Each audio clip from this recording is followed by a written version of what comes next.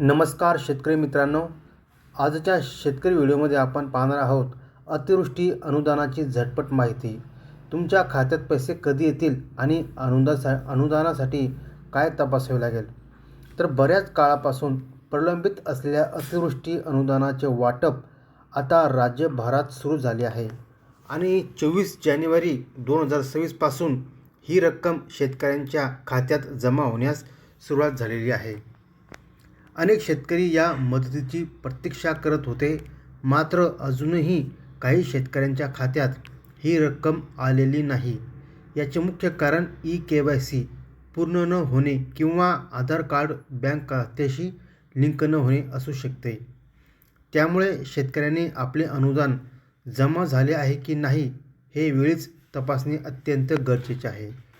तुमच्या अनुदानाची स्थिती तपासण्यासाठी तुम्ही SMS डिझास्टर मॅनेजमेंटच्या अधिकृत संकेतस्थळावर भेट देऊ शकता.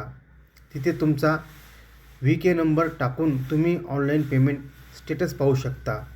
जर तुमच्या स्टेटसमध्ये ई-केवायसी पेंडिंग असे दिसत असेल तर तुम्हाला त्वरित KYC प्रक्रिया पूर्ण करावी लागेल. काही प्रकरणांमध्ये पेमेंट तहसील स्तरावर प्रलंबित असू शकते. अशा वेळी शेतकऱ्यांनी आपल्या स्थानिक तहसील कार्यालयाशी संपर्क साधणे आवश्यक आहे. अनेकदा शेतकरी तक्रार करतात की त्यांनी दिलेला बँक खाते क्रमांक वेगळा होता आणि पैसे दुसऱ्याच खात्यात जमा झाले आहेत. याचे कारण असे की शासकीय अनुदान थेट लाभ हस्तांतरण DBT द्वारे तुमच्या आधारशी लिंक असलेल्या बँक खात्यात जमा केले जाते.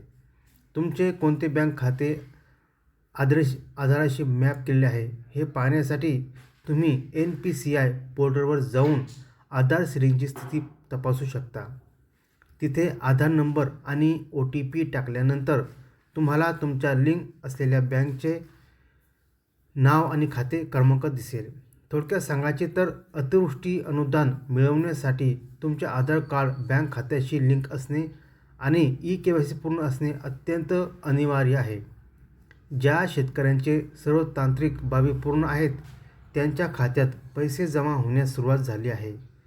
जर तुमचे सर्व तपशील बरोबर असूनही पैसे आले नसतील तर पोर्टलवर रिमार्क तपासा किंवा आधार मॅपिंगची स्थिती खात्री करून पहा. यामुळे तुमच्या खात्यात अनुदानाची रक्कम वेळेत येईल आणि तुम्हाला मदतीची प्रतीक्षा करावी लागणार नाही.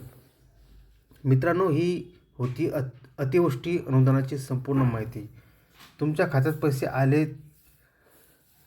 पैसे आले आहेत की नाही हे तपासणे अत्यंत गरजेचे आहे. कारण ई-केवायसी आणि आधार लिंक न झाल्यास अनुदान मिळवणे शक्य होत नाही. या व्हिडिओमधील माहिती उपयुक्त वाटली असेल तर लाईक, शेअर आणि सबस्क्राईब करायला विसरू नका.